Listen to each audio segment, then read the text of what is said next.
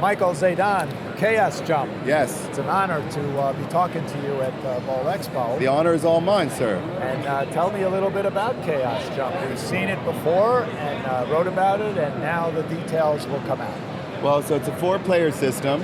It's the smallest 4-player system in its class. We like to say that you can, fit one of our machines in your location along with, 2 redemption machines. Yeah. We come from Montreal, so our background is in game development.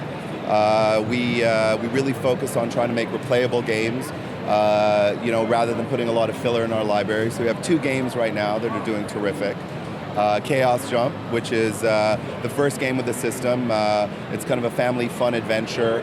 Mom, pop, and the kids, everybody has a great time playing it. The second game is Reclaim, been out for a couple of weeks. Fantastic replayability. It's a player versus player game. It's really modeled on games like Fortnite and Overwatch. Short, tight, aggressive battle sequences. That's what they're looking for. Exactly. Not too complicated, very simple to get into. We ship with 3 battle arenas. You'll have 12 by the end of the year. One of the things we do as a game development studio is we upgrade the games through the years. So you get the game and the game gets better and better and better, and we optimize it based on feedback from partners.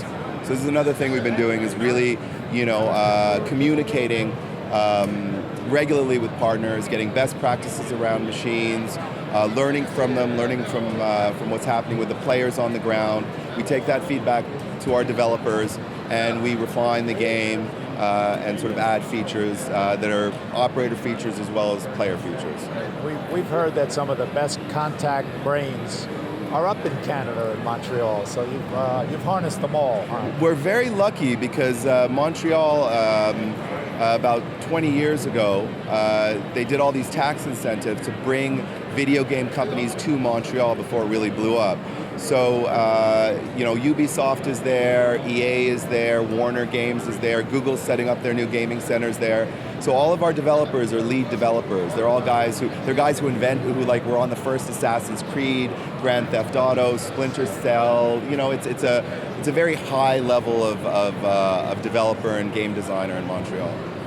Another thing I wanted to ask you is your footprint is pretty small.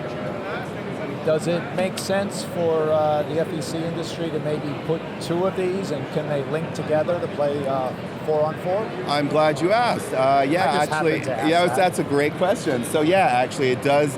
I think, with the size footprint, it could make sense for an operator to have 2 of these systems in, and especially with Reclaim, the player versus player, the big value add we think is going to be attaching 2 machines, and in a footprint that's not even the size of a quarter of a laser tag arena, you have like a full laser tag arena with 12 maps. How close can they be? Can they be actually adjacent? They could be adjacent, and we're doing, one of the things that's been coming up is I have operators telling me, well, what if I want to play location to location? And I think that there's a lot of sort of, a lot of talk in the field about that, like in the marketplace. And it really, if you think about it though, I explain it to them, it doesn't really make sense. Like imagine having 2 games that you're trying to spark up simultaneously across 2 time zones, or even across the state. Like, all right, we're going to start the game in 3, 2, 1. It just doesn't make sense. Exactly. So we actually, we've developed for online gaming, and the amount of players that you need in order to launch a game immediately is just astronomically high. So it just doesn't make sense. But locally connected machines works really well. My company was involved in the original Atari WaveNet concept. Right. And we learned early on that that concept is almost like pie in the sky right now. It really is.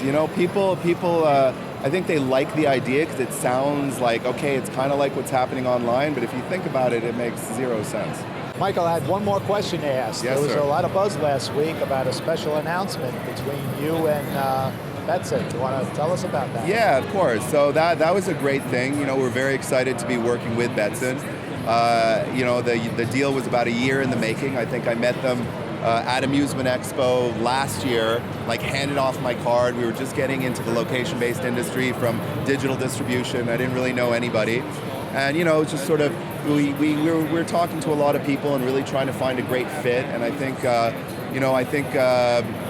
they vetted us for a year. It was a very long process, but we finally got to where we want to get to. And they'll be taking over. They're going to be offering financing for units, which is fantastic. Yes. And they're also going to be taking over support and installation for tier 1 support and installation. So it's going to be a real partnership, and we're really excited to be moving forward with that. Yeah, that's pretty cool. Excellent. Thank you so much.